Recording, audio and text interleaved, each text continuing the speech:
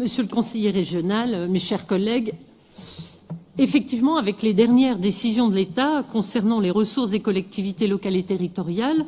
mais aussi des différents épisodes relatifs au canal Seine-Nord, ainsi que toutes les questions qui peuvent se poser concernant le financement du barreau ferroviaire Creil-Roissy, je peux vous confirmer qu'avec le président Xavier Bertrand et l'ensemble des vice-présidents concernés par les contrats de plan État-région, nous sommes évidemment particulièrement vigilants sur le respect des engagements de l'État, comme de nombreux élus de notre territoire régional, qui se sont fortement mobilisés ces dernières semaines pour veiller à ce que l'État honore ses engagements, étant donné les projets majeurs qui sont émergés aujourd'hui, c'est absolument nécessaire. Mais s'agissant des contrats de plan État-région 2015-2020, je vous rappelle qu'ils ont été signés donc en juillet 2015 et représentent près de 3 milliards d'euros d'investissement public à l'échelle des Hauts-de-France. L'État et la région en étant les principaux financeurs, mais pas les seuls, comme vous le savez, mais en tout cas pour leur part 2,5 milliards d'euros. Ces engagements représentent pour l'État un peu plus de 1,2 milliard d'euros sur la période 2015-2020 et à peu près l'équivalent donc pour la région, et se répartissent sur 7 volets thématiques commun aux 2 contrats de plan du Nord-Pas-de-Calais et de la Picardie, ainsi que sur un avenant spécifique au contrat de plan Nord-Pas-de-Calais pour le contrat de développement du Calaisis, dont vous connaissez tous bien évidemment le contenu puisque nous l'avons évoqué lors de précédentes réunions. Ces 2 contrats de plan sont suivis de très près et lors des dernières réunions de gestion, pour ce qui concerne l'État, le taux d'engagement des crédits de l'État, puisque nous avons eu cette information, est évalué à environ 30% à l'échelle des Hauts-de-France, c'est-à-dire 362 millions d'euros. Donc après 2 ans sur les 5 de la durée des CPER, ce taux est tout à fait raisonnable. En tout état de cause, on ne peut pas parler jusqu'à aujourd'hui de gel de la part de l'État pour les contrats de plan État-région. Par contre, comme vous le savez tous, l'année 2018 sera consacrée à la révision et à la fusion des 2 contrats de plan État-région. Comme, bien sûr, et en complément des échanges réguliers que notre président Xavier Bertrand a avec le préfet de région, je m'entretiendrai avec lui dans les prochains jours sur les modalités de cette révision et de son calendrier.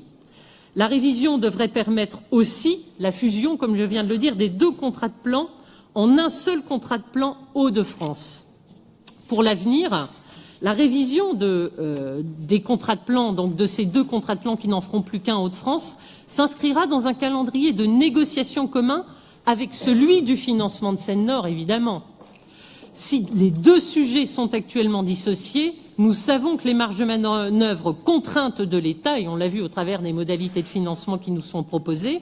et ces prises de position récentes incitent malgré tout à la plus grande vigilance quant à la façon d'aborder ces négociations. En effet, les financements État-collectivité de Seine-Nord représentent à eux seuls le montant des 2 contrats de plan actuels réunis. Et nous pouvons ajouter bien sûr à cela un autre engagement de l'État qui a été validé et signé par nous-mêmes juste avant les dernières échéances présidentielles. Il s'agit du projet d'intérêt majeur du bassin minier réaffirmé par l'État qui lui aussi nécessitera des réajustements par la force des choses. Enfin, vous le savez, il y a eu des assises de la mobilité. Ces assises de la mobilité elles-mêmes dégageront forcément des orientations, des indications qui seront certainement rappelées à nos préfets. Donc,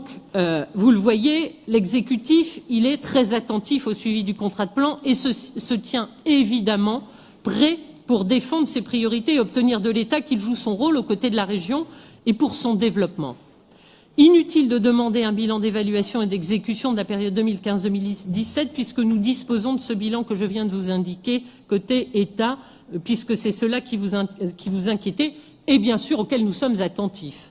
Inutile de demander la mise en œuvre d'un contrat de plan actualisé pour 2018-2020 puisque ce schéma est déjà acté,